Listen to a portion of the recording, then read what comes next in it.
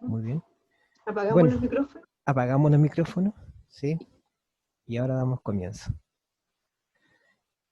Bueno, buenas tardes.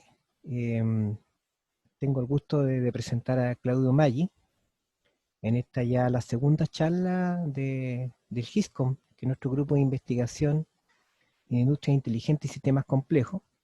La charla anterior tuvo a Adrián Palacios y ahora nos complace tener a Claudio Maggi. Claudio Maggi, él es ingeniero civil industrial y de la Universidad de Chile. También tiene un magíster en Ingeniería Económica de la Universidad de Chile. Tiene su estudio de posgrado en el Politécnico de Milán y en Alemania, en el estado de Riana, fue investigador.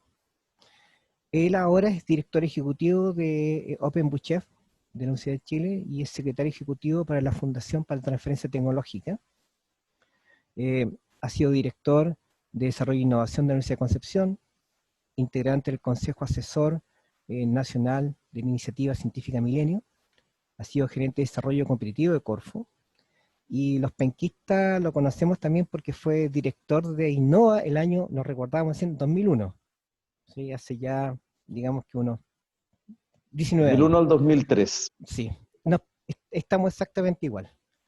Eh, bueno, fue director de Innova, Innova Chile también, es una persona con una vasta experiencia en lo que es la transferencia tecnológica, el mundo de la innovación, pero además en el mundo de la política pública. Eso es muy importante. Con una serie de publicaciones en revistas nacionales e internacionales. Y él nos va a hablar hoy día sobre la digitalización global y el impacto territorial. Así que damos inicio a esta nueva charla. Por una medida estrictamente de orden, sugerimos dejar en silencio los micrófonos. Va a haber un espacio de preguntas abiertas, pero también aquella persona que no quiere intervenir de manera abierta puede hacerlo vía chat. Vamos a estar leyendo los chats también. Y así que damos inicio a esta charla y Claudio, para nosotros un verdadero honor tenerte con nosotros en esta segunda charla. Va a haber otra charla el próximo jueves, que la va a dar don Mario Ramos, y después vamos a retomar nuestro ciclo de charlas GISCOM en el mes de septiembre. Así que muchas gracias, Claudio, y No, podemos gracias. comenzar. Gracias a ti, Francisco, y gracias a GISCOM por la invitación. Y además por proponerme compartir unas reflexiones en torno a una temática que me parece tan relevante como fascinante, que es vincular este fenómeno global que es la digitalización y sus impactos económicos profundos y anchos con lo que en el fondo se expresa a nivel de los territorios, de las distintas realidades territoriales que tenemos especialmente en América Latina y en particular en Chile. Voy a compartir una presentación, yo creo que puedo hacerlo, ¿cierto, Francisco? Sí puede hacerlo. Ahí si no, Puedo Pato hacerlo lo va. Sí. siempre que la encuentre.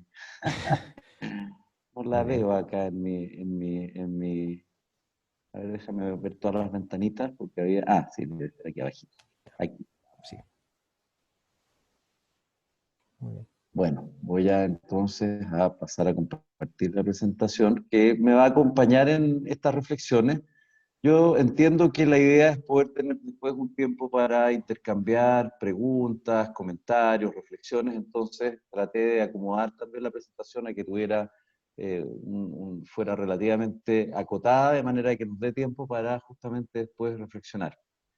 Eh, bueno, lo primero, un poco referirnos a qué entendemos por digitalización global. Suena muy amplio y por lo tanto poco específico, ¿ah? Entonces, yo quisiera acotarlo desde el punto de vista de mi óptica, mi disciplina, a una serie de fenómenos tecnológicos, pero que tienen un impacto que trasciende, ¿no es cierto?, su espacio de acción directa, ¿ah? Eh, y estos fenómenos tecnológicos tienen una característica. Se trata de tecnologías bastante disruptivas, es decir, que generan cambios que no son de continuidad respecto a lo que ocurría antes de su irrupción, pero además convergen de manera simultánea o bastante simultánea. alterando, por lo tanto, de una manera bien amplia distintos aspectos, ¿no es cierto?, de nuestra maquinaria económica y también nuestra maquinaria social, por decirlo de alguna forma. Estas tecnologías las podemos agrupar en familias, ¿ah? Y yo diría que las 4 familias tal vez más relevantes. Hay una quinta que la voy a mencionar, pero que es un poco tangencial a los temas digitales. Tiene que ver con todo el complejo de tecnologías asociadas a la descarbonización de nuestra economía, pero que también interactúan fuertemente con estos fenómenos digitales y contribuyen a los impactos en el territorio y en la economía y en la sociedad que vamos a comentar. 4 tecnologías digitales propiamente tal, o familias tecnológicas digitales, tienen que ver con los sistemas ciberfísicos inteligentes, vale decir, con el gran cambio aquí se produce desde una base productiva que venía incorporando ya desde hace algunas décadas de manera creciente la automatización y también de manera más reciente la sensorización, pero el gran cambio se produce al masificar el Internet de las cosas, es decir, cómo esa automatización, esa sensorización tiene además la capacidad de recibir y entregar información, y por lo tanto interactuar, ya sea con humanos o con otras máquinas. Y eso es un cambio muy importante en la forma en que concebimos los sistemas productivos, los sistemas de fabricación en general. Junto con eso tenemos un avance muy relevante y muy sustantivo en la ciencia de datos, gracias a las mayores capacidades de procesamiento de datos que nos permiten, ¿no es cierto?, trabajar con Big Data en tiempos muy cortos. Y tal vez lo más evidente y la imagen que uno siempre tiene en mente es cuando se empezaron a secuenciar, ¿no es cierto?, los genomas de distintos organismos y cómo al inicio tomaba meses ese proceso de secuenciación por las capacidades que había de procesamiento de datos, y ahora toma minutos. ¿Ah? Y como antes costaba millones de dólares secuenciar un genoma, y ahora toma minutos y unos cuantos cientos de dólares. Los fenómenos de acceso abierto también, que de alguna manera alteran la forma en que administramos y compartimos estas grandes volúmenes, estos grandes volúmenes de datos. La capacidad de hacer data analítica en base a grandes datos también nos abre una serie de posibilidades, y además la posibilidad de trabajar con computación en la nube nos permite no tener los problemas de almacenamiento asociado a esa gran cantidad de datos, ¿no es cierto? Hay problemas, por supuesto, sobre todo de ciberseguridad, pero físicamente es posible, ¿cierto?, administrar y almacenar esa gran cantidad de datos que nos permite desarrollar, por ejemplo, capacidades predictivas, que nos permite hacer análisis tendencial, que nos permite capturar una gran cantidad de datos, que justamente son aquellos que se empiezan a capturar al haber incorporado Internet a las cosas. Es decir, desde muchas partes y desde muchas actividades y procesos se puede capturar una gran cantidad de datos, y con esos datos se pueden desarrollar mejoramientos, se pueden desarrollar nuevas funcionalidades, se pueden desarrollar sistemas de predicción y de operación que antes no ocurrían de esa forma. Y esto hace que en general la producción y la manufactura cambie su mentalidad, cambie su paradigma de ser simplemente una fabricación física, pasa a ser una fabricación física y un diseño de un servicio asociado a esa fabricación física que está dado por el manejo justamente de esos datos que se recopilan y se entregan.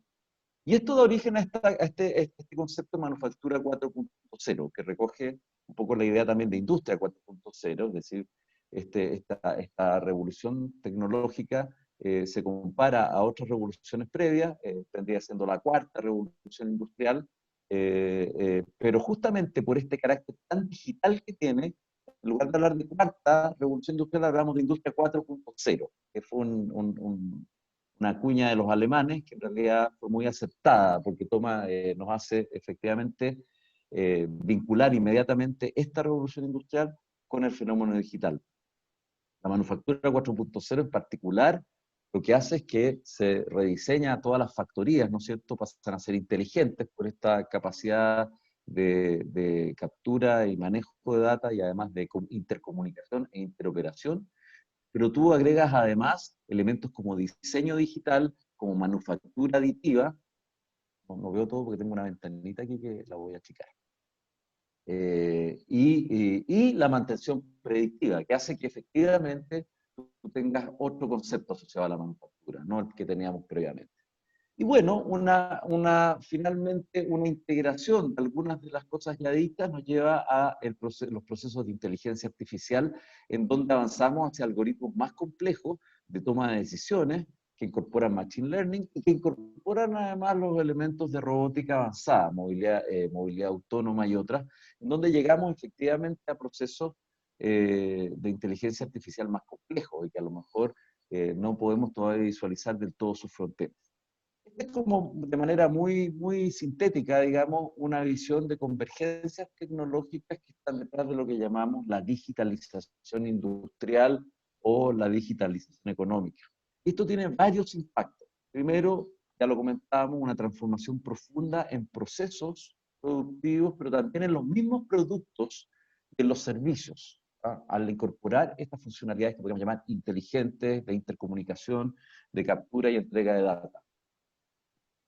Transforma el empleo, sin duda, y vamos a ver en las siguientes diapos de qué manera se proyectan los cambios del empleo y cómo la actual contingencia que vivimos a nivel global con el COVID ha acelerado ese proceso de transformación del empleo. Y nos pone un gran desafío a economías como la chilena, en donde buena parte de nuestra matriz laboral es una matriz que tiene niveles de calificación intermedios o menores. Por lo tanto, tenemos un desafío importante de recapacitar nuestra fuerza laboral y de ponerla al día para ser una fuerza laboral y una fuerza de trabajo y un capital humano habilitado para la economía que se viene, digamos, con este fenómeno digital. Se reconfiguran también las cadenas de valor, en el sentido que las cadenas globales de valor hay cambios profundos en los liderazgos de esas cadenas, por cuanto las empresas que tienen un mejor manejo de estas tecnologías pasan a tomar liderazgo y pasan a convertirse en dominantes en cadenas de valor, pero al mismo tiempo las cadenas de valor se pueden deslocalizar gracias a que están basadas en datos, incluso la parte física se deslocaliza gracias a esta idea de factoría inteligente con manufactura aditiva, es decir, impresión 3D, con diseño digital, con render en la nube, etcétera. Un montón de características que hacen que las cadenas ya no tengan que depender tanto de su vecindad física o de una lógica estrictamente física. Lo que hasta cierto punto de vista es así, porque resulta que el talento, en la medida que también se condensa o se tiende a aglomerar, también genera fenómenos de clusterización basados en talento que son importantes y donde nuevamente las economías más periféricas tenemos que mirar con mucha atención eso porque la capacidad de gestión, atracción y retención de talento pasa a ser una capacidad fundamental para la competitividad que vamos a tener que abordar a futuro. Finalmente, y tal vez lo más importante, es el impacto en los modos de vida. Nuestros sistemas de aprendizaje han cambiado, el acceso a los servicios y la prestación de esos servicios van cambiando, las redes sociales pasan a tener un poder enorme en cómo nos vinculamos y también en cómo entendemos los fenómenos sociales, la relación del Estado con la ciudadanía se altera, y muchas veces la ciudadanía va antes pidiendo esos cambios de lo que el Estado puede realmente reaccionar. Lo hemos visto dramáticamente en este periodo en que hemos visto cómo, por un lado, ha habido unos desfases entre las capacidades de entregar servicios de primera necesidad pública, por ejemplo, los sistemas de pago de pensiones, por decir algo, las redes de apoyo social, y las necesidades ciudadanas que se han visto, que son muy apremiantes en este periodo. Ha habido un desfase para poder entregarlo con tecnologías que hubieran permitido ser más oportunos y ser más efectivos en esa entrega. Y por otro lado lo vemos desde otro sentido, cuando el Estado ofrece o las instituciones ofrecen algún tipo de ofertas que requieren capacidades de uso digital por parte de la ciudadanía y ella no la tiene o no tiene el acceso o no tiene la conectividad. En educación también nos está pasando, donde todas las entidades de educación hemos tenido que ir a generar sistemas de becas, pero ya no en dinero, sino que en bolsas de datos para que los alumnos puedan conectarse, aquellos que no tienen la posibilidad de acceder a una conectividad adecuada y poder seguir su proceso educativo. Y en muchos casos tenemos territorios que no tienen las condiciones de conectividad como para tener esta posibilidad, y estudiantes que tienen que subirse al techo de su casa, ir a una colina para poder realmente tener un mínimo de señal y poder avanzar en su proceso educativo. Entonces vemos todos estos desfases que se dan y que alteran nuestra vida asociados a la irrupción, ¿no es cierto?, de las tecnologías digitales. Justamente lo que les decía tiene que ver con esto. La economía digital impacta profundamente en muchas áreas y como este gráfico lo muestra, tal vez no es muy claro el gráfico, pero aprovecho de explicarlo. Este es un gráfico que se hizo el año 2015, con una proyección al 2025. Es decir, que iba a pasar los próximos 10 años en función de la irrupción de la digitalización. Y cómo esto afectaba tanto a las economías avanzadas y a las economías en desarrollo, donde vemos que la brecha no es tan grande entre las economías avanzadas y las en desarrollo. Es cierto que las economías en desarrollo representan una población mayor, pero son cifras comparables, ¿ah? Y donde el cálculo global del impacto directo en la manufactura, en la industria, en el transporte, en la salud, en otros sectores, era prácticamente equivalente a la mitad de la valorización convencional de la economía global, ¿ah? Por lo tanto, enfrentábamos un cambio profundo, importantísimo en la matriz económica global. Es un reporte del General Electric del año 2014. Y esto tiene varias consecuencias. Bueno, evidentemente esa proyección ha sido actualizada permanentemente. Ahí estoy hablando de la que se hizo en el T0. Es probable que esas cifras se hayan quedado cortas, ¿ah? Sería bueno ver alguna estimación más reciente. Evidentemente, esto tiene consecuencias a nivel de territorios que podríamos llamar periféricos. Para los efectos de la presentación, nos vamos a considerar en general Chile un territorio periférico asociado a esta gran revolución digital. Y esto abre oportunidades indudables. Primero, la digitalización del conocimiento acelera su propagación y su uso. Es decir, en la medida que el conocimiento se pone en la red, ¿no es cierto?, podemos acceder de una manera inédita a fuentes de conocimiento, a distintas co-creaciones, a propagarlo de otra manera, etcétera. Es decir, como nunca tal vez en la historia, nosotros tenemos acceso al conocimiento, y las nuevas generaciones que se están formando también tienen un proceso de acceso al conocimiento bastante inédito en nuestra historia. ¿Ah? Lo que ya comentábamos, las cadenas de valor se reconfiguran, abren espacio para proveedores periféricos gracias a los elementos de diseño distribuido y manufactura aditiva y Internet de las cosas. La digitalización de los servicios facilita su mayor cobertura, su capilaridad territorial, en la medida que haya condiciones, digamos, para recibirlo, es decir, en la medida que exista conectividad adecuada. Estamos hablando de servicios de salud, todo lo que es salud remota, ¿no es cierto? Y health, servicios públicos, educación, entre otros, por nombrar servicios básicos, ¿no?, de interés público.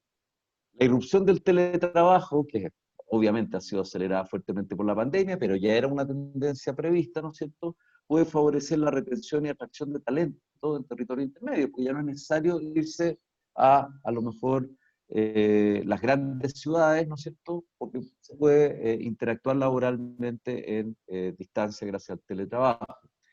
Y evidentemente un escenario de cambio propicio siempre en la historia ha sido, un escenario, perdón, de cambio tecnológico siempre ha sido propicio para que surjan empresas locales innovadoras y que irrumpen gracias a ello. No es una revolución exenta de amenazas, ¿ah? Y la principal, yo diría que está, o la más importante en este momento, es la de posibles pérdidas y cambios asociados a la empleabilidad. Hay un estudio reciente de la OCDE de 2018 que llega a estimar que 55% de los empleos en el país en Chile tiene más de un 50% de probabilidad de ser automatizado en los próximos años. ¿Ah? Y un 20%, es decir, uno de cada cinco, acelera esa probabilidad a un 70% de ser automatizado, es decir, reemplazado por máquinas en los próximos 5 a 10 años. Estas cifras probablemente también tienen una cierta aceleración en algunos de los sectores por el tema de la pandemia, en donde se han acelerado situaciones de automatización. ¿Ah? Y en el post-pandemia, de todas maneras, va a seguir ocurriendo. Hay que decir que Chile es uno de los 6 países donde estos porcentajes son mayores a nivel de la OCDE, es decir, a nivel de los 30 y tantos países de la OCDE, Chile es uno de los 6 en donde hay más amenaza de cambios y pérdida de empleos, digamos, y reemplazo por funciones automatizadas, que son especialmente aquellas funciones que son rutinarias y que pueden ser más fácilmente automatizables. También en este escenario tenemos que algunas fallas de coordinación que afectan el desarrollo emprendedor, por ejemplo, el desarrollo de ciertas empresas y de la pyme también tienden a exacerbarse. El acceso a financiamiento para emprendedores digitales puede dificultarse porque hay más asimetría de información en un escenario de cambio tecnológico, no existe una regulación adecuada para muchos de los nuevos servicios, muchas veces el desarrollo de posibles eh, eh, productos o servicios que tienen las tecnologías digitales se ve dificultado en nuestros países porque existe dificultad para homologar o certificar estándares, es decir, se produce una falla de coordinación central. Lo vivimos en el COVID, donde muchos de los desarrollos, por ejemplo, los ventiladores mecánicos, el tiempo que se perdió en poder certificar, dado que no existía un esquema de certificación previa, fue muy largo. Fue un tiempo que se invirtió que podría haber sido mucho más corto si hubiéramos tenido estándares de homologación o de certificación previstos para ello. Y lo mismo con muchos dispositivos que han surgido a partir del talento de emprendedores o universidades o centros de investigación nacionales y que no han podido llegar a mercado o llegar a uso, por ejemplo, los centros de salud, porque no tenemos, digamos, los estándares de homologación o certificación necesarios. El problema de bienes públicos que pasa a ser muy claro en esta situación de cambio. Tenemos por el lado de las pequeñas y medianas empresas baja capacidad de absorción tecnológica, lo que puede sacarlas del mercado sencillamente, si no somos capaces de lograr que aceleren su capacidad de absorción de estas tecnologías. Y obviamente la brecha digital, cuando existe, acentúa la marginalidad de quienes no tienen acceso a esa conectividad. ¿Ah? Y eso en nuestro país es un tema muy importante porque ya somos una economía que presenta grandes inequidades y eso ha sido parte de nuestra escenario, ¿no es cierto?, especialmente desde el año pasado, donde se da la situación del estallido, pero además da nuestra geografía, que es compleja, esto pasa a ser un tema muy importante y donde hasta ahora la autoridad pública no ha dado señales de entender esto como una lógica de un bien público de acceso universal, o ha dado señales muy tímidas, para ser justo. No haya dado señales, pero las señales aún han sido tímidas en ese sentido, porque estamos un poco todavía amarrados al paradigma de que son servicios que van del lado privado. Entonces, esta última reflexión me lleva a poner un punto, un hincapié que creo que es bien importante. Y es cuando pensamos que la digitalización nos abre oportunidades de manera amplia y equitativa a todo el mundo, es un poco una visión idealizada y es un poco un espejismo. Porque si uno mira lo que está pasando con Industria 4.0, el informe de desarrollo industrial de la ONUDI de este año identifica que el 90% de las patentes asociadas a tecnologías digitales 4.0 y el 70% de las exportaciones de bienes y servicios relacionados con ellos se concentran en solo 10 países. ¿Ah? Son 10 países los que están liderando y por lejos este cambio. Por lo tanto, los que toman el control de las cadenas de valor y las dinámicas económicas. E irrumpen players globales. ¿Ah? Si uno ve, digamos, el peso que tiene esto por el cual estamos hablando, de esta plataforma Zoom, tiene la valorización equivalente a empresas que no hubiéramos imaginado marginados y que ahora han tenido problemas con la pandemia, como por ejemplo aerolíneas. ¿Ah? Las 10 aerolíneas más importantes tienen una valorización juntas equivalentes a la plataforma Zoom en este momento, que nos muestra cómo ha cambiado el escenario de pesos relativos entre quienes logran controlar temas críticos, ¿no es cierto?, de la digitalización, como la arquitectura de software, los protocolos propietarios, la interoperabilidad, el 5G, los decodificadores, el procesamiento de datos, los códigos, etcétera, etcétera. Sin embargo, esto no obstaculiza a que haya nichos que están altamente customizados y que pueden abrirse para players no dominantes, para jugadores que irrumpan en esto, en ciertos nichos de especialidad y especialmente en circuitos geográficos cortos. Ahí hay que ver porque hay un espacio de emprendimiento dinámico que también se abre de manera interesante. ¿Ah?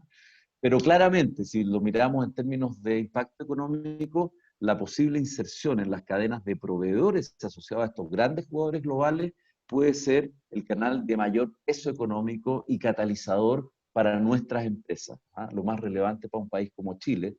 Y aquí quiero mostrar algunos de esos pilares, porque tiene mucho que ver con nuestras vocaciones productivas y cómo nos podemos subir a estas cadenas de valor en la medida que incorporemos elementos, ¿no es cierto?, y tecnologías digitales. Claramente, la minería sigue siendo una gran palanca de desarrollo, efectivamente asociada a al desarrollo de proveedores de servicios, de tecnologías, de soluciones que están basadas en tecnologías 4.0, el desarrollo de equipos, los dispositivos, los servicios especializados, la minería autónoma, en la cual la minería chilena ha sido bastante líder por las características de la faena minera, los controles de flota, la mantención predictiva, los sistemas integrados de control de producción. Chile tiene una oportunidad y en parte esa oportunidad se está expresando en una serie de proveedores de perfil tecnológico, que podrían ser muchos más además, pensando en que pueden prestar estos servicios no solo en ya el mercado muy amplio, que es el mercado nacional de la minería, sino también en la región, como países como Perú, México, Colombia, Argentina, pueden tener ya un crecimiento importante y generar un dinamismo económico, posibilidades de empleo, especialmente calificados a profesionales y técnicos especializados en temas de estas tecnologías, pueden tener ahí un desarrollo importante. Lo mismo energía sin duda con todo el cambio, y aquí se vincula al fenómeno, ¿no es cierto?, de ir hacia matrices energéticas más limpias, el desarrollo de las renovables, las oportunidades que Chile tiene en ese desarrollo, el surgimiento del hidrógeno verde, la energía solar, nos permite entrar en cadenas que antes pensábamos que eran más bien para verlas de lejos, como la electromovilidad, de una manera muy relevante, porque además Chile es un país productor de cobre, de litio, y parte del desarrollo, especialmente en los vehículos menores, va a ser en base a baterías de litio. Los vehículos mayores apuntan más a irse por el lado del hidrógeno, donde también Chile, gracias a la energía solar, tiene una gran posibilidad de desarrollo. Por lo tanto, se abren posibilidades relevantes también en el campo de la energía y todos sus eh, sistemas de distribución, el sistema de Smart Grid, que son redes inteligentes que permiten distribuir a localidades, en donde además las localidades pueden generar y alimentar esas redes de distribución, pasa a ser algo muy importante, y la capacidad de los sistemas regulatorios en distribución va a ser fundamental para que aprovechemos esa oportunidad. Y eso permite además asegurar energización, conectividad para todo el territorio, que es muy importante. Logística, Chile tiene una gran oportunidad vinculada a su gran vocación portuaria, ¿no es cierto?, a su localización, a su lógica, ¿no es cierto?, de apertura y de vinculación comercial, donde la irrupción de sistemas 4.0, por ejemplo, en la gestión portuaria, con sistemas de Port Community System, de manejo, control de flotas, de automatización, de mantención predictiva, flotas terrestres, intermodales, marítimas, etcétera, pasan a ser bien, o sea, son muy importantes.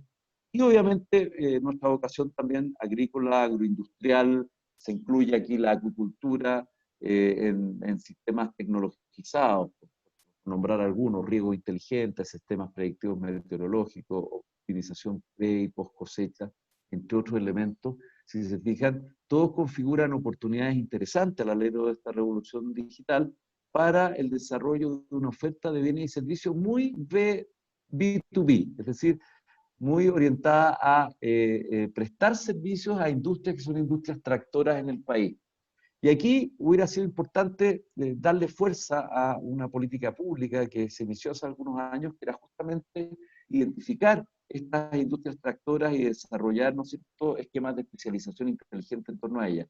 Bien, esa política no se ha abandonado, la verdad es que ha perdido bastante fuerza y bastante impulso de parte, por lo menos, de las agencias públicas. Por lo tanto, esperemos que lo que se está haciendo por lo menos alcance para ir avanzando en esa línea. Estas son oportunidades, sin duda, no las únicas, pero oportunidades grandes en términos de creación de valor, creación de empleo, inserción en cadenas de valor dinámicas que tiene el país. Sin embargo, el camino no está exento de obstáculos, ¿ah?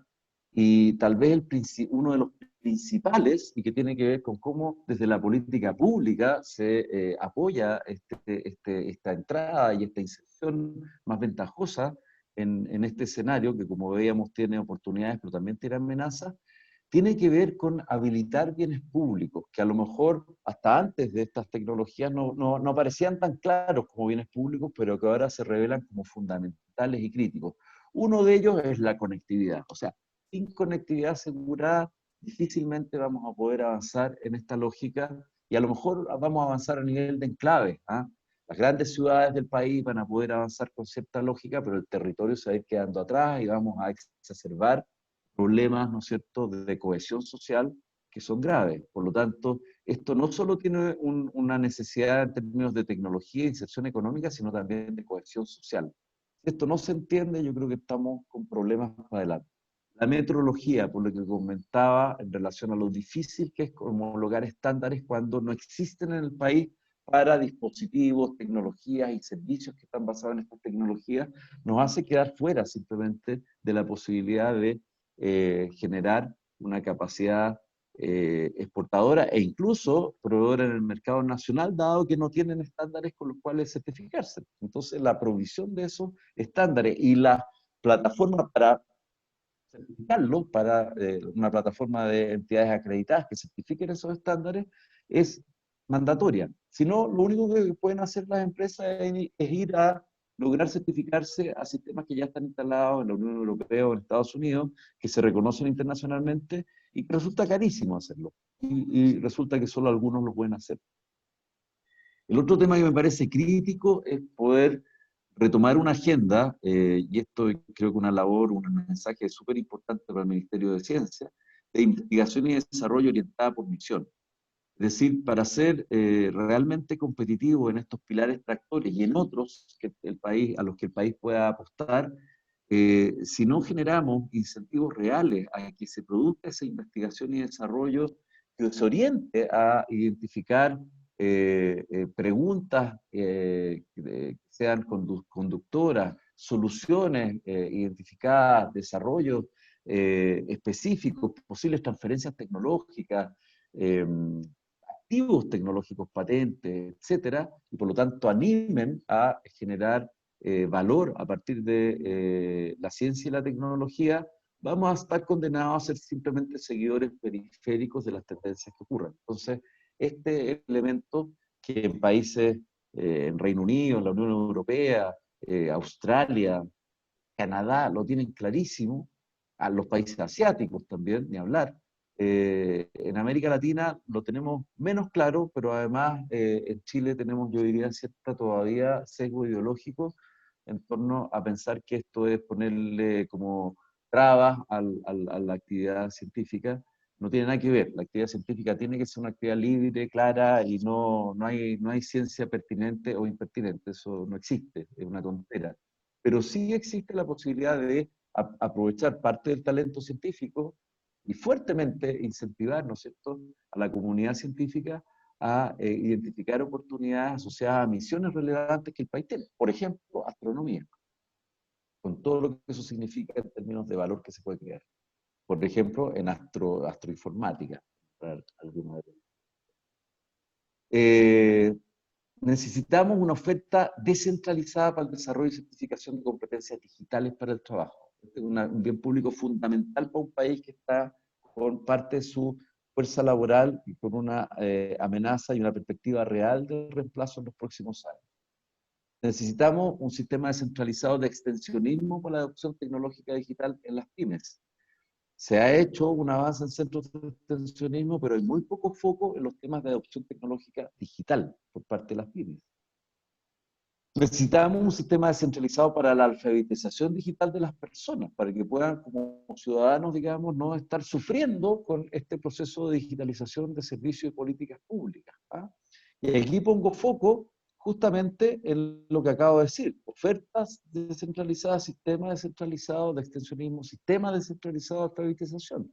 Es decir, el carácter descentralizado de estos bienes públicos es fundamental para que efectivamente, territorialmente, podamos aprovechar las oportunidades que representa esta digitalización económica global. De otra manera, va a ser muy difícil y más bien yo creo que vamos a tener más dolores que alegrías con lo que se nos viene en el futuro.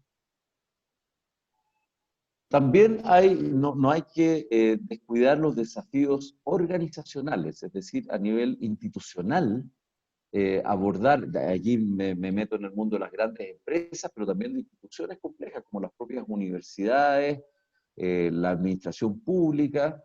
¿Ah? Nos encontramos con que hay un gran desafío organizacional. ¿Ah? De qué manera los líderes, ¿no es cierto?, desarrollan e implementan las nuevas formas de trabajo, ¿no es cierto? De qué manera se cubren las brechas que existen en materia de habilidades de parte de los empleados de las organizaciones, ¿no? El 65% de los niños hoy van a trabajar en trabajos que actualmente no existen. ¿Ah? En tipos de trabajo actualmente no existen. ¿Cómo estamos preparándonos educacionalmente para abordar esa realidad? Es decir, junto con los temas de bienes públicos que mencionábamos, estos temas de gestión y de organización, de acuerdo al Foro Económico Mundial, pasan a ser críticos, digamos, para una buena inserción. Y asimismo los temas educativos, ¿no es cierto? Los desafíos educativos, el informe Futuro del Empleo, justamente el Foro Económico Mundial de este año, identifica habilidades personales para la economía digital y que tenemos que preguntarnos qué tan bien incorporadas están en las currículas formativas, tanto de los ciclos iniciales como también en educación superior, ¿no es cierto? Las competencias STEM, competencias básicas STEM, no estamos hablando aquí de competencias a fluidez digital, resolución de problemas complejos, pensamiento crítico, creatividad, gestión de personas, habilidades blandas para la coordinación. Todos pasan a ser competencias críticas, ¿no es cierto?, para el futuro y la empleabilidad futura, y por lo tanto que tienen que estar muy presentes en las currículas educativas. En nuestro país la verdad es que ha tenido discusiones en el ámbito de las políticas públicas de educación bastante lejos de estas temáticas. Evidentemente, a nivel de instituciones educacionales, algunas están tomando con más fuerza estos temas que otras, pero como país, yo diría que no estamos colocando el foco que deberíamos colocar en estos desafíos aún. ¿Ah? Y hay que hacerlo, hay poco tiempo para hacerlo. Y finalmente, ya para ir cerrando, dejando tiempo para el debate, algunas reflexiones como de síntesis. ¿Ah? Lo primero es que es un hecho, es una evidencia que la revolución digital actual reconfigura el mapa tecnológico y económico global. ¿Ah?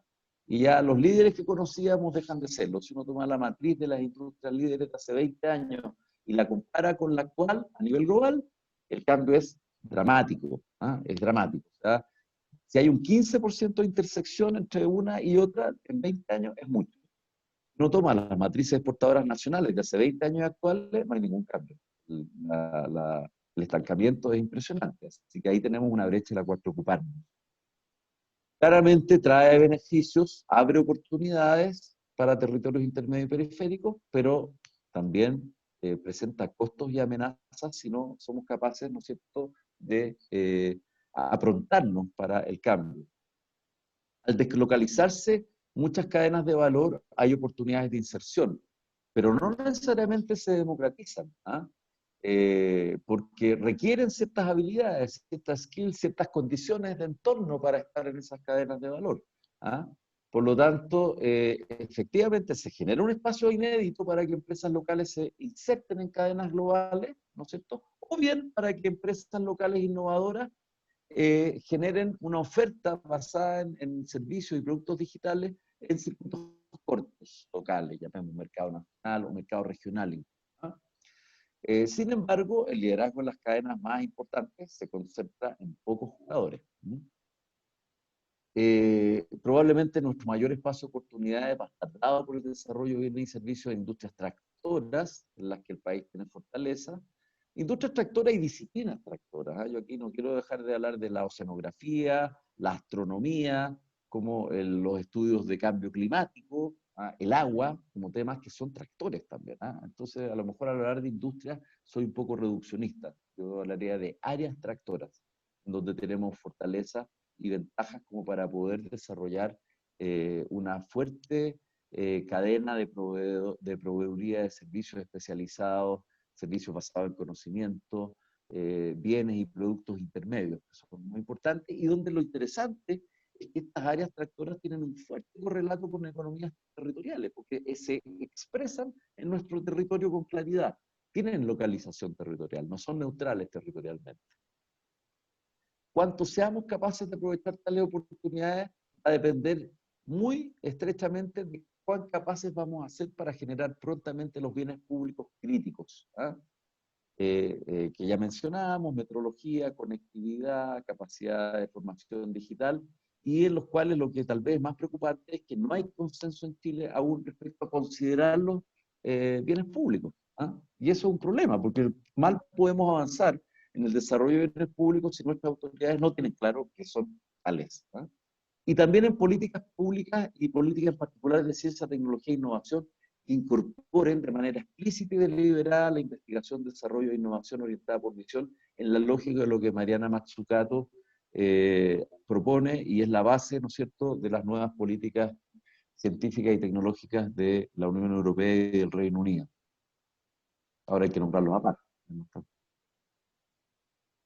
Finalmente, enfrentamos desafíos organizacionales importantes, laborales y educativos que tienen que ser abordados con urgencia porque están en el frente del nuevo escenario y van a ser una parte fundamental de las estrategias de desarrollo territorial. Las estrategias de desarrollo territorial deben hacerse cargo de estos desafíos organizacionales, laborales, educativos, de catching up que hay que hacer con las empresas locales en relación a tecnologías digitales.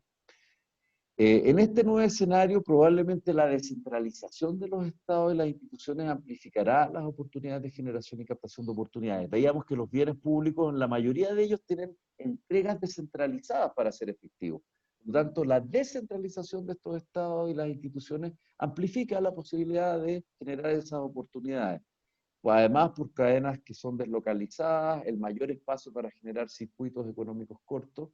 La verdad es que la digitalización, por sus propias características, abre oportunidades inéditas de descentralización burocrática del Estado. Sin embargo, la experiencia indica que el mejor catalizador de la descentralización burocrática es la descentralización política. Por lo tanto, discusiones como, por ejemplo, postergar la elección de gobernadores porque es complicado, porque es mal momento, la verdad es que nunca va a ser buen momento, porque las competencias no están, tampoco van a estar nunca antes de elegir el gobernador. Yo creo que es muy inoportuno, porque efectivamente es el momento en que tenemos que dar una señal política que nos permita efectivamente avanzar en aquellos ámbitos de funcionalidades descentralizadas que las actuales posibilidades tecnológicas admiten. Finalmente, para los territorios, la capacidad de retención y atracción de talento, así como de inversiones en el ámbito de la industria 4.0, algo que hemos discutido mucho en el Biobío, que ya hemos tenido algunas frustraciones en relación a los proyectos como el PASIT, pero que no vamos a cejar en entenderlo como un tema fundamental para el futuro de la región. Va a depender críticamente de cuán bien podamos desplegar y descentralizar estos bienes públicos habilitantes 4.0, la conectividad digital, la metrología, la investigación y desarrollo con misión, las competencias digitales y la adopción de tecnologías digitales parte de las empresas locales.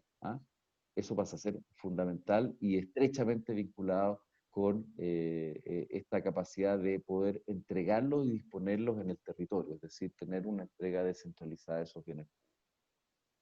Yo dejaría hasta acá la presentación y voy a dejar de compartir pantalla para vernos y recibir sus preguntas. Muy bien. Bueno, agradecer a Claudio esta presentación. Ahora viene la fase de pregunta, de conversación. Claudio ha hecho toda una revisión, primero identificando las grandes familias tecnológicas que están detrás de esta industria 4.0. Después hizo una mirada de las oportunidades y amenazas que tiene cada uno de nuestros territorios. Puso el acento en el empleo, pero también puso el acento en las oportunidades que se nos abrían con la digitalización en sus diferentes segmentos. Después puso mucho más la mirada en lo que era la democratización de estas nuevas tecnologías. Habló justamente de cómo se está concentrando hoy día las patentes, cómo se está concentrando la exportación en lo que es estas nuevas tecnologías, pero también nos abrió una ventana de ciertos nichos donde podemos ingresar como proveedores, y esos nichos con un nivel de digitalización se traduce en una mejor calidad de vida, por la vida de mejores rentas, de mayor empleabilidad, de mayor emprendimiento. Luego nos planteó el tema de los tractores, que no son industrias, sino que son áreas tractoras, y cómo efectivamente esas áreas tractoras, conectadas con estas nuevas tecnologías, se pueden reinventar, muchas de ellas. Y finalmente entró en la política, que es inevitable de cualquier economista que está viendo los temas de innovación, pasó a la política, habló de la necesidad de descentralizar para poder justamente potenciar o sacar el máximo de provecho a estas nuevas tecnologías, habló de la necesidad de quitarnos sesgos respecto al tema de la innovación y cómo efectivamente esos sesgos pueden atarnos de manos con respecto a estimular esta I+D por misión. Y finalmente ya nos entrega luces mucho más claro respecto a esta nueva visión del Estado y cómo cumple un rol la descentralización. Bueno, está abierto el debate. Existen dos metodologías. La primera metodología es por la vía de intervenir y la segunda es por la vía de un chat. Sin embargo, ya hay una primera pregunta en chat. ¿Podemos comenzar con ella? ¿Te parece, Claudio? Sí, sí, Sí, y claro. después ya damos espacio también, y así, esto igual que el ajedrez, ¿eh? Uno va jugando ajedrez y dejando espacio al otro que surjan las preguntas. Hay una pregunta de Sol Valiente, Sí, Corfo. dice, sí, dice, ¿puedes detallar más la amenaza de falta de regulación adecuada? Es una muy buena pregunta. No sé si Sol, Muy buena pregunta, porque sí, no tiene que sé ver si con Sol quiere los... profundizar en ella. ¿Sí? ¿No? ¿Está por Sí, ahí, Sol? Ahí Ahí está Sol. está. aquí estoy, sí, estoy Sí, media con la luz apagada, no hay porque se me problema. hizo de noche mientras veía la presentación. Es un gusto siempre escuchar a Claudio porque tiene todo súper claro. Yo tuve la suerte de tenerlo mucho rato como jefe, así que es un agrado escucharlo. Y comparto muchas de las cosas que dijo. De hecho, me gustó mucho el mensaje de ciencia y no se lo mandó el Ministerio de Economía, eso también me pareció interesante.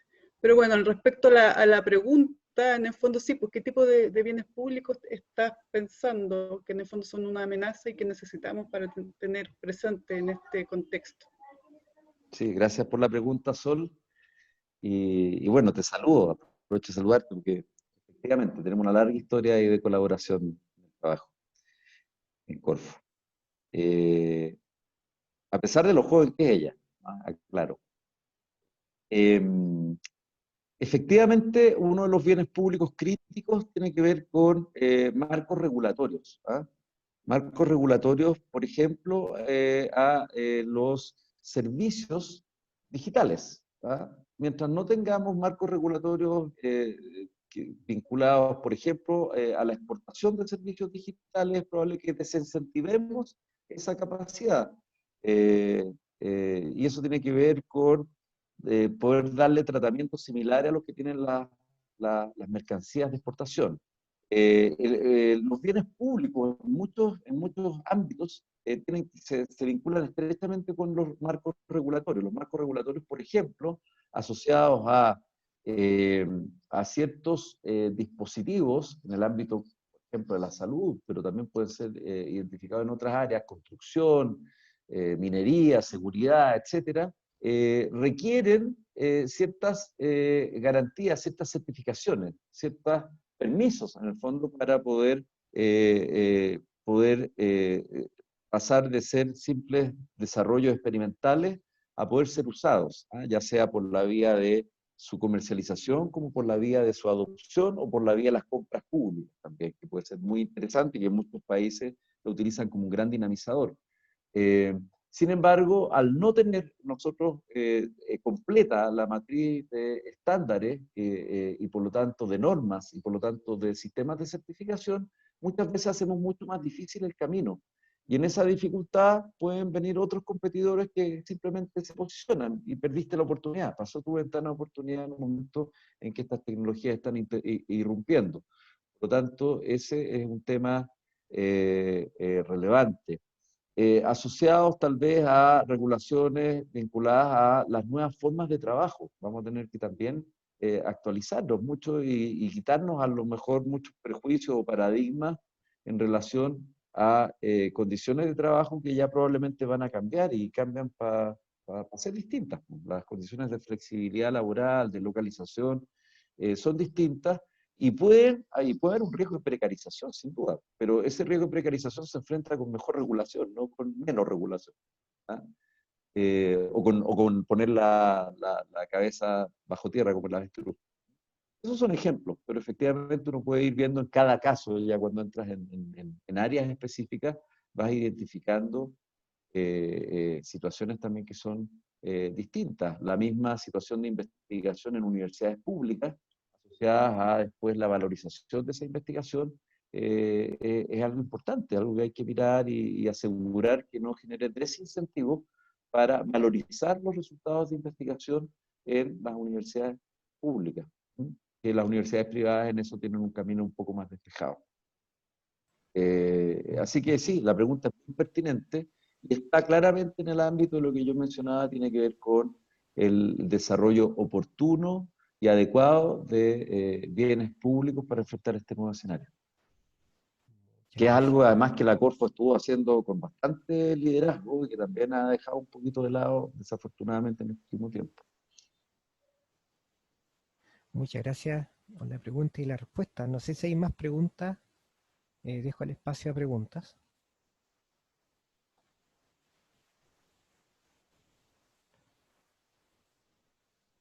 Pregunto yo. Pregunta, Leticia. Cuando tú hablas, Claudio, de los desafíos organizacionales, esos desafíos pueden o deben ser abordados desde el punto de vista territorial. Y me refiero a, por ejemplo, en las regiones. ¿Tiene sentido o hay que abordarlo desde un punto de vista más macro? Buena pregunta, Leticia. No sé si habrá una respuesta única. Te puedo compartir tal vez mi visión. Yo creo que en general el tema organizacional tiende a ser un tema más microeconómico que macroeconómico. Cuando estamos hablando de organizaciones, sean organizaciones productivas, instituciones, con distintos fines, ¿no? Y con distintos objetivos. Y orientadas a lucro o no orientadas a lucro, lo mismo. Tú tienes que lograr que tu organización funcione con efectividad, con transparencia, con bienestar, etcétera, con un montón de atributos que uno busca para las organizaciones. La irrupción de estas tecnologías altera el modelo organizacional que manejábamos. Pueden haber modelos más o menos masificables, más o menos populares, pero finalmente el desafío organizacional se juega adentro de la organización. Por lo tanto, efectivamente yo creo que es un tema que tiene una lectura local que puede ser muy potente, y en donde pueden surgir respuestas muy interesantes y que pueden ser incluso respuestas que después puedan ser exportables, es decir, transferibles a otros territorios. Yo sí creo que el desafío organizacional es un desafío que puede tener sabor territorial, puede tener una lógica y una respuesta adecuada a tus condiciones, además a tus condiciones de partida. No me cabe duda que, no sé, pues, en una ciudad de Dinamarca, el desafío de nuevas organizaciones se aborda desde una línea de base distinta a lo que probablemente lo hacemos en el Biobío o en Antofagasta. Entonces, sí, yo creo que efectivamente si bien hay inspiraciones que son globales, modelos a seguir, casos de éxito que siempre son inspiracionales, las expresiones son finalmente territoriales. Correcto. Gracias. Queda el espacio para hacer preguntas. Aquí hay una pregunta, pero en chat lo hace Mario. Bueno, dice, ¿qué posibilidades de una industria digital al mundo desde territorios como la provincia de Arauco? No sé si Mario quieres profundizar en la pregunta. Mario Ramos. ¿Sí? La leo, no sé, ¿qué posibilidades de una industria digital al mundo desde territorios como la provincia de Arauco? ¿Cómo ves Ya, tú eso? se me ocurren al tiro varias y le voy a pedir a la Maga si quiere después intervenir también. Imagínate una provincia de Arauco con buenas condiciones de conectividad, en donde pudiéramos, por ejemplo, desarrollar capacidades de diseño identitario que pudiéramos compartir internacionalmente. ¿Ah? Hay productos en Arauco asociados, por ejemplo, a tejidos, a ciertos elementos, ¿no es cierto?, de manufactura que son claramente identitarios y que pueden ser perfectamente inspiracionales, y son inspiracionales para empresas de alto nivel de diseño. Existen empresas que lo toman y lo universalizan. ¿Ah? ¿Qué es más universal que algo que tenga una identidad como la que puede surgir desde la provincia de Arauco? En la provincia de Arauco yo creo que es una de las más lindas del país, además en términos paisajísticos y geográficos. Los que conocemos Arauco sabemos que es uno de los secretos mejor guardados, o peor guardados quizás, de nuestro país, pero efectivamente tiene un problema de cohesión social, de, de situación social que hay que abordar. Por lo tanto, parte de, ¿por qué hago mención a la situación de esta oferta, potencial oferta turística? Porque efectivamente los canales y aquí la Sol Valiente sabe todo eso, los canales de reconocimiento turístico, de visibilización, de construcción de oferta o de incluso formación de demanda en ciertas experiencias turísticas, lo que ahora se va a buscar cuando ya retomemos esto a futuro, por supuesto ahora la cosa está bien parada, tiene mucho de identidad, de experiencias que no son replicables, ¿ah? Y además de belleza escénica. Eso existe en Arauco. Lo que no existe efectivamente son condiciones en este momento tal vez de seguridad asociadas a esa experiencia y a poder garantizar esa situación, y también de entrega de ciertos servicios básicos que tienen que estar asociados a una oferta turística de clase mundial, como son servicios médicos, servicios logísticos, digamos, muy fiables, pero la materia prima está. Sin duda que yo creo que la digitalización permite habilitar varias de estas ofertas, especialmente estos emprendimientos que se basan en talento y en identidad. Pero obviamente, si no abordamos la situación política de la Araucanía y de la provincia de Arauco en general, como nación, vamos a siempre estar a medio camino y los que vamos a tener van a ser casos de éxito bastante excepcionales. ¿Ah? Eh, eh, es decir, sigue siendo condición necesaria poder construir un nuevo pacto en relación al país y a la nación mapuche, o al caso, en este caso, a los pueblos originarios en general. Eh, pero yo sí creo que la digitalización más bien es una fuente de oportunidades en la medida que tengamos condiciones de conectividad y aquellos elementos que mencioné en la presentación descentralizados, digamos, para poder hacerlo. Yo, de hecho, uno de los eh, proyectos que hay en 5G, yo no sé si aquí estoy cometiendo una infidencia, el profesor Rolando Hernández de la Universidad de Concepción es parte de la comisión consultiva del Ministerio de la Secretaría de Telecomunicaciones, a 5G, Y él está proponiendo que el piloto justamente de la nueva regulación de 5G, que es muy interesante porque efectivamente asegura capilaridad, asegura que cada localidad con más de 5.000 habitantes tiene que tener asegurada la conectividad de banda ancha y 5G mínima adecuada. Y él propone que justamente la provincia de Arauco sea el piloto de Chile para instalar este proyecto de conectividad. Eso me parece un golazo, pues. Ojalá efectivamente lo podamos concretar y ojalá eso tenga un rol habilitante. Pero insisto, está este otro tema, que es un tema político, es un tema social, que no podemos eludir. Muy bien, muchas gracias. No sé si usted le dio un pase indirecto a Magali, ya que se habló de Arauco. No sé Yo si creo que Magali el quiere. Mario, de hecho, instaló el tema a ese propósito.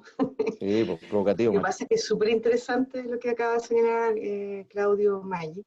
De hecho, yo no le quería preguntar nada porque sentí que la presentación abordó todo, las problemáticas, expectativas, los desafíos, en todos los aspectos, que está súper buena.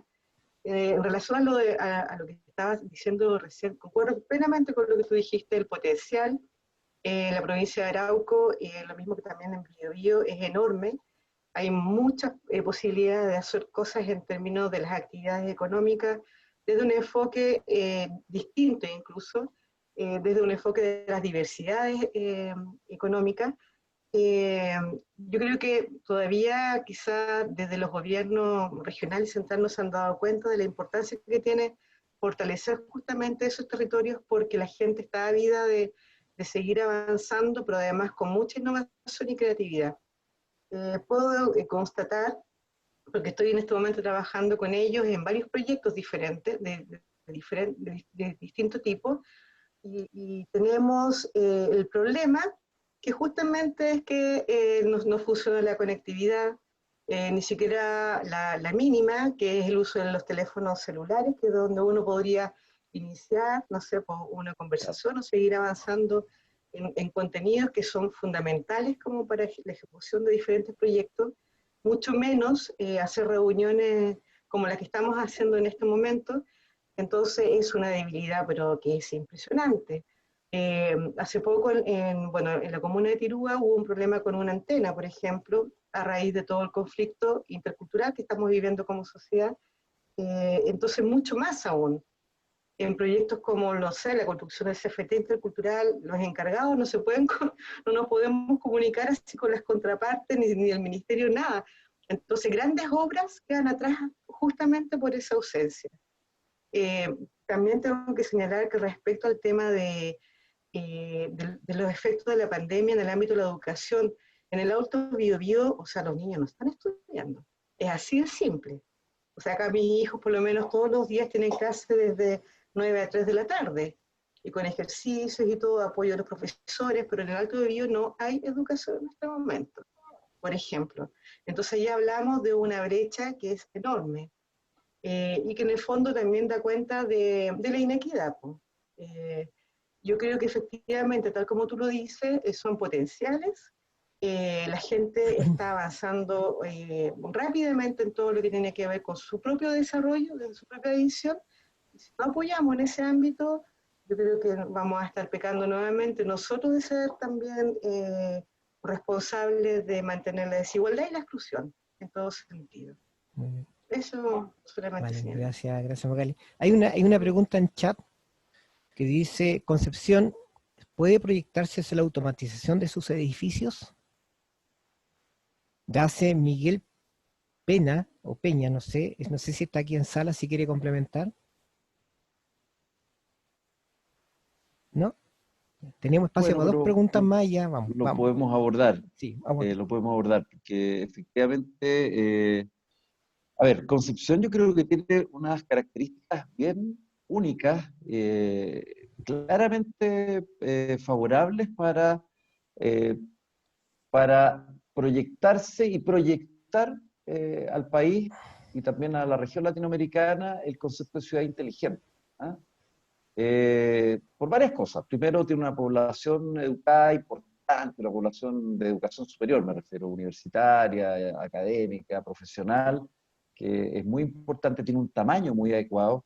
tiene una forma neuronal, en función del Gran Concepción, no sé, una neurona, que la hace muy desafiante en términos de transporte, de movilidad, pero también muy adecuada para la multimodalidad en transporte. Y tiene, además, tiene ciertos liderazgos que están pensando en esto. ¿Ah? Algo no termina de cuadrar que Concepción no toma esto como un proyecto emblemático. No sé bien qué es, una falla de coordinación que hace que finalmente no concretemos, no avancemos en darle esa etiqueta, en creernos el cuento de Conce como una ciudad creativa, una ciudad inteligente, una smart city, y comenzar a juntar las piezas del puzzle. ¿Ah? Básicamente, una ciudad inteligente se la juega en la movilidad sustentable, es decir, tener sistemas de movilidad combinables y muy sustentables y efectivos, ¿no es cierto? Se la juega en la eficiencia energética y desempeño medioambiental, que tiene que ver con de qué manera generamos lógicas inteligentes de consumo energético, de consumo de agua, etcétera, y se la juega en la aplicación digital a la infraestructura de la ciudad, incluidos los edificios. ¿Ah? Como tú vas generando transporte inteligente, edificios inteligentes, estacionamientos inteligentes. ¿Ah? Entonces, una mirada tanto sistémica, organizativa, como también tecnológica que va entrando en estas áreas. Yo creo que hay que mirar lo que están haciendo ciudades que están más adelante y tratar de ver a cuál nos parecemos. Bilbao, que es una ciudad que está hace rato avanzando en esa línea, le ha ofrecido hace tiempo a Concepción el partnership para avanzar. Eso es así, o sea,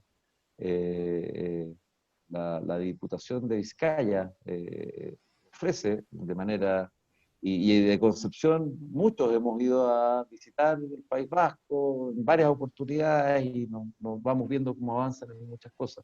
Yo creo que hay un espacio ahí para que a nivel de Gran Concepción esto se pensara, y tal vez a nivel primero en el núcleo comunal de Concepción puede ser una primera partida, o en otra de las comunas de Gran Concepción, para avanzar en esta lógica. Sí, los edificios efectivamente pueden avanzar con las tecnologías digitales a lógicas, a domóticas, ¿no es cierto?, de control inteligente de acceso, de salidas, de la luz, del agua, etc. Eso es algo que es perfectamente posible desde el punto de vista tecnológico, pero nuevamente requiere ingeniería social, ponerse de acuerdo, resolver fallas de coordinación, juntar el requerimiento con la capacidad, y por tamaño, Santiago, por ejemplo, no podría hacer eso. Es demasiado complejo, grande. Concepción es un bonito caso porque una ciudad intermedia, de un buen tamaño, un desafío interesante. Sin embargo, vemos, por ejemplo, que en el transporte público está el biotren, que es interesante, pero podría ser claramente una apuesta mucho más franca de combinación multimodal. Está el transporte de buses, de pasajeros, que está bastante también dejado de la mano de Dios. Todo eso puede ser mejorado. Claudio, tenemos ya 2 preguntas y vamos a ir cerrando porque estos ciclos de Zoom siempre tienen un periodo acotado. Tengo 2 preguntas. La primera es una pregunta de Nicolo Giglio, que dice algo así como: Chile es un país periférico. ¿Qué tan periférico es Biobío con respecto a Santiago? Es una pregunta. Y la segunda pregunta, ya para ir cerrando el encuentro, es de Guido Rodríguez, que dice: ¿qué opinas? Sí, que te manda un cordial saludo, ¿vale? Y te quiere poner un reto, te dice: mira, ¿qué opinas del fin del plan piloto del Comité de Desarrollo Productivo dispuesto por Corfo? Ya, 2 preguntas. La primera es casi una visión de ética política, y la segunda es, te pone un tema muy, muy específico, pero más muy polémico. Tú decides por dónde comienza. Sí. A ver, ¿cuál era la primera? La primera dice, Chile pensando con la de Guido, me dejó. Sí. La de Nicolo, ya. No, parto por la de Nicolo. A ver, Esto depende de las perspectivas que tomemos. Si tomamos el fenómeno de la cuarta revolución industrial y nos hacemos cargo de que el 90% de las patentes asociadas a las tecnologías digitales son de 10 países, donde claramente Chile no está en esa lógica, en ese mismo informe se identifica los seguidores cercanos, que son alrededor de, no me acuerdo bien, pero son como 40 países, donde tampoco está Chile, y están los seguidores secundarios, los late followers. Ahí está Chile. No es rezagado, porque hay una siguiente categoría de sus países rezagados. Nosotros estamos en la tercera de las 4 categorías. Bueno, yo creo que eso, a lo mejor el nombre no es muy bonito, pero somos un país periférico en relación a ese fenómeno que se está dando globalmente. Ahora, el periférico tiene sus ventajas. ¿Ah? ¿Claudio? Muy más Claro. ¿Claudio? Sí, Sí. dale. Perdona. No, la pregunta era, en el concepto que usabas, si Chile es periférico, si podías comparar la periferia de Biobío o Concepción con Santiago. ¿Qué tan periférico es? Ya, gracias. Ya, sí, ahí pongo el énfasis, tienes razón. Bueno, aquí uno nunca es neutral, pues. Uno lo mira en términos de un conocimiento tal vez que es distinto respecto de la región de Biobío y Santiago. Yo creo que Biobío es poco periférico en relación a Santiago, en términos de capacidades de recursos humanos, en términos de capacidades profesionales, en términos de capacidades tecnológicas, en términos de infraestructura. Yo diría que no es periférico. Sí es periférico en relación a políticas públicas, porque somos un país extremadamente centralista todavía, y la pregunta que sigue muestra, digamos, de manera muy ilustrativa qué tan periféricos somos, digamos, con el cierre del Comité de Fomento Productivo. Por lo tanto, yo creo que en la medida que Chile siga teniendo un esquema tan centralizado, tan anacrónicamente centralizado en sus políticas públicas, vamos a tener un grado de periferia, ¿ah? Que lamentablemente nos juega en contra en la medida que limita las posibilidades de gestión, especialmente gestión pública y también gestión privada, porque hay industrias, por ejemplo, la industria financiera, que son sumamente centralizadas. Hay muchas grandes empresas que si bien tienen sus bases productivas en la región, todavía tienen sus casas matrices y toman de decisiones finalmente fuera de ella, en Santiago. Ahora, eso en Biobío es bien relativo. ¿Ah? En general, las grandes empresas que están en la región, si bien tienen sus casas matrices, los líderes y los gerentes, yo diría que hacen el commuting, están tanto en Santiago como en Concepción. En Concepción los sentimos bastante locales también. ¿Ah? Pero sí a nivel público y a nivel de ciertos servicios críticos como los servicios financieros, la situación es todavía periférica. No tanto como otras regiones, porque Concepción tiene una masa crítica importante, pero yo diría que el mayor cambio se tiene que dar en el aparato estatal. ¿Ah? Esa es mi reflexión al respecto. Siento que en el resto la brecha es menor, si bien efectivamente en este escenario de cambio tecnológico ciertos proveedores críticos resultan más difíciles de acceder y de conectar estando en Biobío que estando en Santiago. Y eso es algo que debiera corregirse desde la región. Justamente una Claro, forma sí. de conseguirlo era tener políticas públicas dedicadas como el Comité de Desarrollo Productivo. ¿Ah? Por lo tanto, para mí, Guido, resulta incomprensible que se baje. Tiene que ver con un mal desempeño también. También hay responsabilidad de la región. Aquí no hay que victimizarse y decir que esta es una reacción de los perversos de Santiago, de la Corfo Central, con mi amiga Sol y sus secuaces, ¿no es cierto? Porque también hay un desempeño que no ha sido tal vez el esperado. Ahora, en su momento, cuando partimos el Innova Biobío, yo creo que se gestó una política a contrapelo, porque hubo muchas regiones que intentaron después replicar el modelo del Innova Biobío y simplemente el Ministerio de Hacienda nunca les permitió hacerlo, nunca llegó a poder hacerse, porque eso tiene implicancias, ¿no es cierto?, de descentralización en el manejo de recursos, entre otros de la Corfo. ¿Ah? Y el mismo Innova Biobío yo creo que también sufrió un cierto, yo diría, no quiero decir deterioro, pero fue perdiendo la impronta de excelencia que tuvo tal vez en un primer periodo.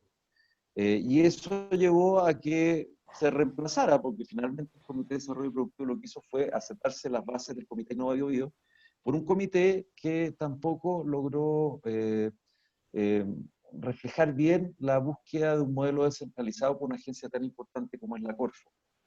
Yo la verdad es que estuve en Corfo en el momento en que se gestó el comité y fui un franco opositor a la política del comité. La verdad es que yo por eso no me veía mucho en Biobío, porque no me mandaban a Biobío. No podía venir porque no estaba de acuerdo con el modelo del comité. Creía que era un modelo santiaguino implantado en regiones, que quizás en regiones pequeñas puede ser una alternativa, pero una región con peso propio, con masa crítica, con capacidad de desarrollo y diseño y gestión de políticas públicas, eh, no era el adecuado. Dicho eso, también tengo que decir que en general, y aquí voy a decir algo complicado, ¿ah? Pero que tengo que decirlo, también la alta dirección en materia de instituciones públicas en las regiones también ha tenido un cierto deterioro, una cierta captura política que hace que tengamos también un déficit en ese sentido. Entonces, como los directores a nivel regional o las directoras en los distintos servicios son más bien representantes de grupos políticos, de los parlamentarios de la región, del cuerpo más bien del ámbito de la política de partidos de la región, no necesariamente tenemos los mejores cuadros ahí y eso también deteriora la gestión de este tipo de iniciativas. ¿Ah? No estoy diciendo nada personal, estoy diciendo algo que empezó a ocurrir ya desde hace varios gobiernos, tampoco me estoy refiriendo a este gobierno en particular. ¿Ah? Y eso genera finalmente un daño a la región. Pierde un espacio de decisión, un espacio de asignación de recursos, un espacio de diseño de políticas con sello propio. Así que aquí yo creo que es una mala noticia, una triste noticia, de donde las responsabilidades son compartidas entre el centro y la periferia. Muy bien. Bueno, hemos cerrado nuestro encuentro. Queríamos darle un aplauso, no sé si virtual, a Claudio. Vale, muchas gracias. Gracias. Funciona No, al así, contrario. hay manito de todos tipos ahí. Vale, gracias. Gracias por Súper. estar con nosotros hoy día, por conversar. Y ahí están las manitos amarillas, que es la forma virtual de poder decir muchas gracias. ¿Vale? No, gracias a ustedes. Y muchas gracias también a la gente que asistió. Están ya cordialmente invitados para el próximo jueves. Mario Ramos va a hablar sobre Industria 4.0 y tecnología habilitante. ¿Vale? Y ya le agradecemos a Claudio su generosidad para estar con nosotros y quedan invitados entonces para el próximo encuentro. ¿Vale? Muchas gracias. Un Muchas gran gracias, abrazo. Claudio. Nos Gracias a vemos. usted. Chao, Gracias. chao. Adiós. Gracias, Chao, chao. muchas gracias. Chao, Gracias. chao, chao. Chao, chao. Gracias. Adiós. Gracias Chao. a ustedes. Chao. Ver a tantos amigos y Chao, chao. amigas. Eso. Que estén bien. Que estés bien, cuídate. Chao. Nos encontraremos. Suerte en Vale. Santiago, Claudio. Suerte.